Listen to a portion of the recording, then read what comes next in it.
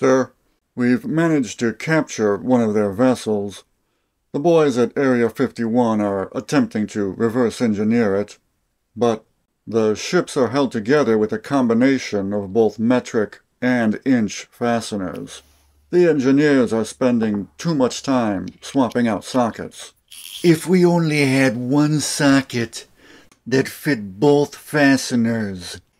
Actually, we already had that, back in the 1980s.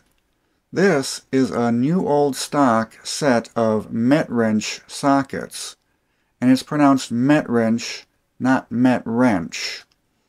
These are the early 12-point sockets that used a unique dual broaching system, where one 6-point broach was for SAE and the other 6-point broach was for metric, to give you a 12-point socket that would fit on 2 different size bolts.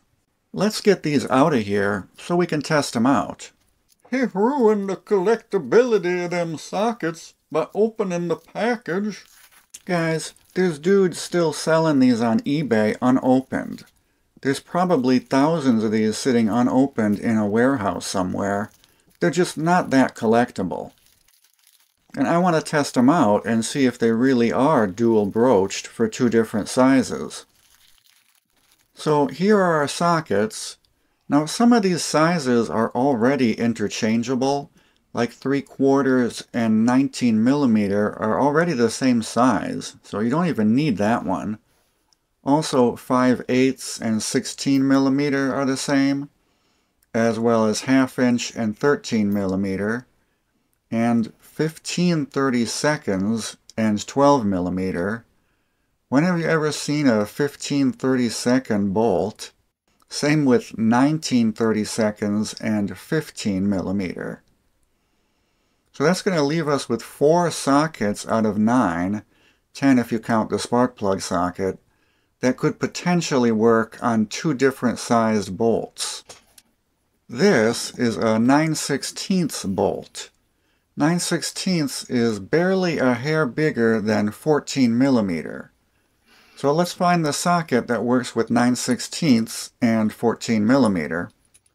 So a 9/16 bolt will barely fit in a 14 millimeter socket. And you can see here in the 9/16 socket, it fits fine. So now let's try the MetWrench socket. It should fit fine one way, and then when I rotate it over to the next broach, yeah, it barely fits here. So maybe there is something to this. Let's try a different pair of sizes. 10 millimeter is just a hair bigger than 3/8. So here, this 10 millimeter nut fits fine in the 10 millimeter socket, but it won't even go into the 3/8 one. Now, let's try this out on the MetWrench. So that way it fits fine, and this way it doesn't fit at all. So that's 10 millimeter, and this is 3/8 of an inch. Today, I'm taking action to force big socket to make sockets fit both metric and normal fasteners. Whoa, whoa, whoa, hold on. Just because they work doesn't mean that they're actually good. There's a reason they stopped making these. There's no way to identify which broach is for metric and which one is for normal.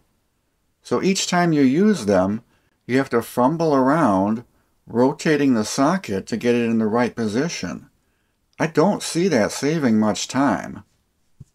At some point, they moved production overseas and switched to a 6-point lobe design. That style might work better, but these original 1980s ones, I'm going to rank them in the gimmick tool category. The overall quality of the sockets is okay. It's typical 1980s USA production quality. I did notice on one of mine, they didn't grind the notch for the retainer in the square drive end. Maybe I can turn this one in under the lifetime warranty. Nah, I'm not going to use these anyway. I could see maybe if you were going for a minimalist toolkit, throwing something like this in there, but not for regular everyday use. Thanks everyone for watching. There will be more obscure socket videos coming in the future. See you later. Bye.